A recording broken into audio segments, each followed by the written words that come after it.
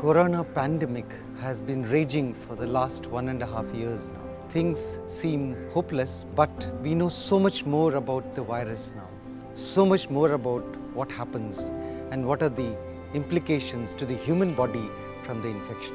And that is where we have hope. We also have a vaccine now. Several types are available, but the current surge has been large. And to save yourself from the devastating consequences of an infection, the understanding of the disease is very useful. The coronavirus lodges in the throat and enters these cells in our pharynx, as we call it medically, the throat, and it becomes a part of this cell. Now, this is something which most people do not understand. It becomes a part of the cell because it overcomes the cell metabolism to its own advantage and uses the cell to multiply and make its own replicas.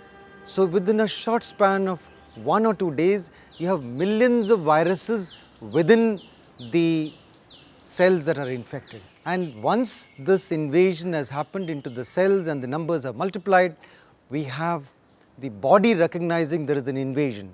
The body then fights. Body fights by producing what are known as antibodies, which recognizes that foreign virus and attacks it and kills it. That's the normal process. All viruses that infect our body are eliminated. They are not eliminated by drugs. They are eliminated by your own body's immune system producing antibodies and attacking and killing the viruses. This is true for your common cold. It is true for a lot of other viral illnesses. Usually it's about the 4th, 5th day when the antibodies are sufficient in number, the viruses are in large number, and there's a fight between the two. And in this fight, there are what are known as chemicals released into the bloodstream.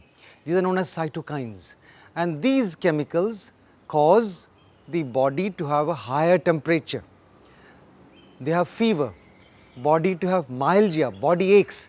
If it is a throat infection, they have sore throat because the cells there in the throat have the maximum number of viruses. It causes a little cough from that irritation there. So these are consequences of the virus being there in the body in large numbers and the fight going on.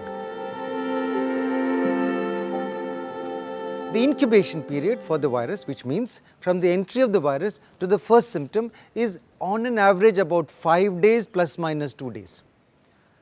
But today, in this surge of viruses, no one knows where they got the infection from.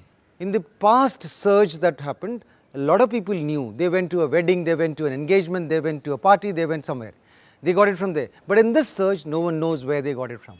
So you wouldn't be able to calculate the incubation period. So this incubation period, you keep it aside, but look at the first symptom that happened. And the first symptom that happened may be sore throat, irritation in the throat, cough, fever, body ache, headache, occasionally loose motions also. But any or all of these are possible. And this is something which you must keep in mind as the first day of your infection producing symptom, the day 1 of your symptom. A lot of people, when you ask them what is your first symptom, they will usually remark what troubled them the most. It may be the body ache troubled them the most. They'll say, no, this was on that particular day, on last week. No, you have to be precise here, because a day or two calculation error can lead to a difference between your being happily up and about and your being on a ventilator. So it's important for you to get the precise dates. Once that has happened, the sore throat may persist, the fever may go little high, the second day fever is there, third day fever is there. Usually by 4th day fever comes down, comes to 99, maybe 98.4, and that's your normal body temperature. In 80% of cases, this is the end result of the whole infection. 80% of people with the virus infection have only minor symptoms which settle in 3-4 days time and they are happily moving around. However, the disease in 10 to 15% or maybe 20% takes a dangerous turn. And what is the dangerous turn and what happens? The fever had settled, it comes back. Or fever was there, it becomes a higher degree of fever.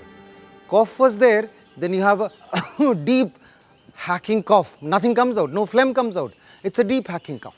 So, three key symptoms that tell you, warn you that the disease is going to a dangerous turn are fever that becomes higher grade than what it was before, or if there is no fever, new fever, usually more than 100 degree Fahrenheit that comes up. Second, a chest congestion or a difficulty in your inspiration expiration process. And the third is a deep kind of a cough which makes it difficult for you even when you lie down. This second dangerous turn, we have to understand, this is not because of the virus. A lot of people think the virus has caused a pneumonia, and that is the biggest mistake which happened in the early understanding of the disease.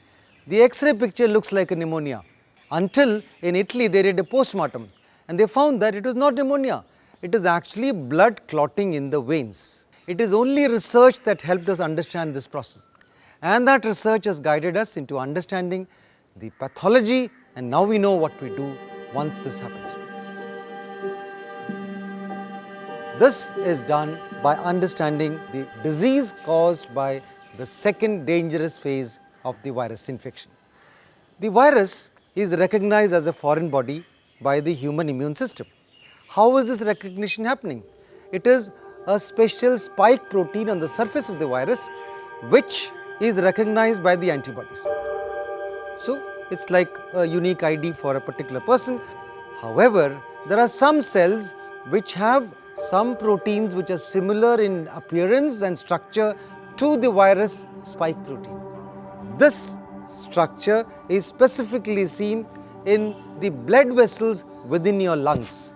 It is also seen in the intestine, that is why you have loose motion. It is also seen in the liver and in some of the kidneys. In the lungs, the body antibodies, which is supposed to only attack the foreign viruses, recognizes the similar ID on these cells and attacks them. Once it attacks them, those cells get damaged. When the cells are damaged, you have a situation here where the normal smoothness of your blood vessels interior, that is lost. The cells lining the wall of the blood vessels have become rough, cells within the blood start sticking there, and it soon forms a clot and it clogs the passage of the blood vessel and no more blood can pass. So, if this happens in the lungs, the normal exchange of oxygen that happens between the air and your blood in the alveoli of your lung, that is not going to happen. No blood flow, no oxygenation. No oxygenation, your saturation of oxygen in your blood keeps going down. Till a stage comes, you become breathless and you have problem in breathing, and depending on the severity of damage to the lungs, you have difficulty. So, the pathology is not by the virus persisting in your lungs, no. It is because of body's reaction to the viruses. So, what looks like pneumonia is not pneumonia, it is clotting of bloods within your blood vessels, because these blood vessels have been attacked by the antibodies, thinking that the cells there are the viruses, whereas actually they only have slight protein receptor which is similar to the surface protein of the virus. In some human beings, this damage is catastrophic. We still do not know why some people are more affected than the others. Probably there is genetic predilection, probably there are environmental factors, probably there is a combination, we still do not know. But the fact remains, some are worse affected than the others. Now, if you allow this to continue, more and more of the blood vessels are clotted and you reach a stage when you need to have oxygen given externally. And the oxygen flow rate will go on increasing till you reach the level that is sufficient to maintain the brain from functioning. And that may be from 2 to 3 liters to 5, 10, 15, 60. And if at 60 liters you can still manage, then you need to go for what are known as BiPAPs and CPAPs and then ventilators. So, this is a dangerous turn which you have to anticipate. Unless you anticipate this, you will not be able to control the disease. In 15 to 20%, you have the second phase caused not by the virus, but by the autoantibodies attacking the body's cells. recognize this in the early stage. So on the 5th, 6th day, if the patient has high fever, has bad cough and had breathlessness, think of the onset of a cytokine shower. And you have to prevent this at this stage, from the shower to become a storm, to prevent the cytokines from being released in large numbers. How do you do that? We have a mechanism, very old medicine. This is the steroid that we give either orally or parenterally, and that will prevent the cytokine shower becoming a big storm and causing the devastating consequences that we are seeing. But unfortunately, steroids alone doesn't stop the clotting of blood within the lung blood vessels. So you have to combine it with an anticoagulant. So two key medicines that we have to do at this stage are the anticoagulants combined with the steroids. But remember, steroids are not to be taken lightly. Anticoagulants are not to be taken lightly. So do not do this on your own. Do it on the recommendation of a physician. Now you will ask me, what is danger about steroids? Steroids, the timing becomes important. Supposing you give steroids early on, I've seen a lot of patients, sir, we had the symptom, we started steroid. No, don't do that. Don't do it on your own, because right from first day of your first symptom to about 3 or 4 days, the virus is still multiplying. Though it is being attacked by the antibodies, it is still multiplying. And this multiplication phase will be prolonged. Your disease will be prolonged if you start steroids early on. Don't do that mistake. You're actually harming your body by preventing the body from eliminating the viruses. Don't do that. So therefore, timing becomes critical of not starting steroids in the first 5 days of the disease. Once that viremia phase, as it is called, is over and the autoantibody reaction is starting, that is the stage to start steroids. So 5th, 6th day is the usual time when it happens. Recognize those who do not have any symptoms of the second stage, do not worry. Those that have, you start the steroids. Combine it with anticoagulants. Despite your steroid, you do have clotting in your veins, and that has to be prevented by anticoagulants. A lot of people think they can manage with aspirin. Please remember, it doesn't work. To the best of my readings that I have found, it doesn't work. Why? Because the infection of the virus itself, if you look at the platelet count of the blood count of these patients, they will find platelets are always low. 40,000, 30,000, some with 25,000. Does that work to prevent clotting? No, they still have clotting. Therefore, merely giving aspirin doesn't work. You have to give anticoagulants, and these have to be continued for 3 weeks. Why 3 weeks? Why not 10 days like steroids? Because the tendency for clotting remains for about 2 to 3 weeks. Therefore, you cover up for 3 weeks. You would have managed the storm from happening, managed the worsening of the disease, and most patients have a good outcome. Where is the mistake that is happening around the world, not just India, around the world, in US, in Europe?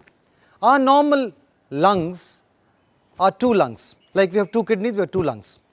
Okay, 1 kidney can be donated, you can function with 1 kidney. Similarly, I have patients who have tuberculosis, lung cancer, where you remove the whole lung. You can function with 1 lung, with 100% saturation, 100%. They don't have 93%, no, they have 100% saturation. Then what is the problem? They have problem in running. They have problem in climbing 4 flights of stairs. They will have breathlessness.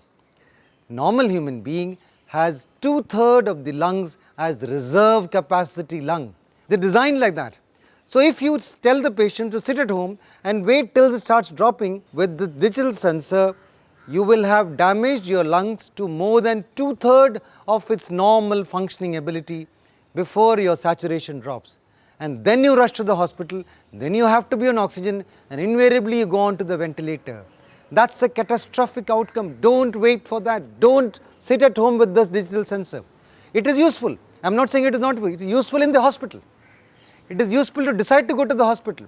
It is useful on way to the hospital where you want to know is the patient deteriorating. All those details can be analyzed by this, but not sit at home with this. That's a big mistake. 2 things that you must understand. Steroids suppress immunity, so you can cause infection. So then you started the steroids on the 5th day or 6th day, and you started the anticoagulants, dramatically they become better. Oh, their fever is gone next day, their cough is better, they feel better, they are stronger. They are okay, especially in the elderly, especially the diabetics, especially those with poor immunity. By around 4th day of steroids, they start having fever again. oh no, virus has come back. It's not the virus that has come back. Because the immunity is suppressed, the normal bacteria in our lungs, they attack our body and cause pneumonia. This time it is bacterial pneumonia. So this phase of infection is a bacterial infection which needs to be covered with antibiotics. So to re-emphasize, steroids do benefit in a huge way, in life-saving way, but it has a downside because it encourages opportunistic infection by bacteria within our lungs which are already there. So this should be covered with antibiotics. This is the only stage when you give antibiotics. Giving antibiotics when you have the first symptom, it is actually encouraging bacterial resistance, because no antibiotic, whether it's azithromycin, whether it's doxycycline, contributes to anything in eliminating the virus. They don't help at all. So they are useless at that stage, but they become useful in protecting the patient from the bacterial pneumonia that happens 4-5 days after starting of steroids. So you must remember the timing. Then steroids also are diabetogenic. So those who are pre-diabetic, they become frank diabetics when they are on steroids. You know, my blood sugar has gone to 250. Yes, it's possible. Diabetics, the sugar may go up to 400, 500. Be in touch with your doctor or your diabetologist who can control that part, and unless you control that well, you will have problems from the diabetes getting worse. So that is the problem. People with comorbidities have poorer outcome because they don't cope well with the infection that they have in the second phase, or the complications of diabetes and kidney disease with fluid balance getting imbalanced because of the steroids that you give. So steroids are life-saving, but they are dangerous. Use them with caution. So the key message that I am going to give you are very clear. When you think you are positive, when you think you are positive, not when you are tested positive. Don't rely on the test positivity or negativity. If your symptoms are fitting, in consultation with the doctor, you have to manage it like that. So don't go by that, go by the first symptom. If you are asymptomatic after 5 days, be happy, you are a corona warrior. You can watch out for another 5 days because you may still have a little more cough, little stifle body ache. These persist for some time, don't worry. But once the dangerous turn is identified, then you treat it and prevent the cytokine storm by giving steroids and anticoagulants. Steroids for 10 days and anticoagulants for 3 weeks based on consultation with your doctor to prevent complications from both these drugs. Both are dangerous drugs, need to be under supervision only. So with this understanding of timelines, first symptom, first 5 days, nothing other than maybe some vitamins to supplement yourself and nothing else. What about drugs like remdesivir and ivermectin? And these are special drugs. There is no evidence, even plasma, there is no evidence that they make a difference to the outcome in any way. So if you look at the various guidelines that are there, they very clearly say there is insufficient evidence for the use of plasma therapy, remdesivir, tocilizumab, ivermectin or any of these drugs that are used. No role of antibiotics in the first 5 days, antibiotics only in the last days of the second 5-day period. And once you've got that clear, you can avoid going to a hospital, you can manage at home in consultation with the doctor without having the serious consequences. Your need for hospitalization comes when you have missed the bus of recognizing the red flags of the dangerous turn of autoantibodies attacking the blood vessels. Now with this knowledge, you can recognize it, identify it, seek help and control it. So this is the learning which is recent, and we are able to manage many patients safely, guiding them through without the need for oxygenation, without the need for admission, without the need for ventilation, without the need for all the catastrophe that we are seeing. Thank you very much.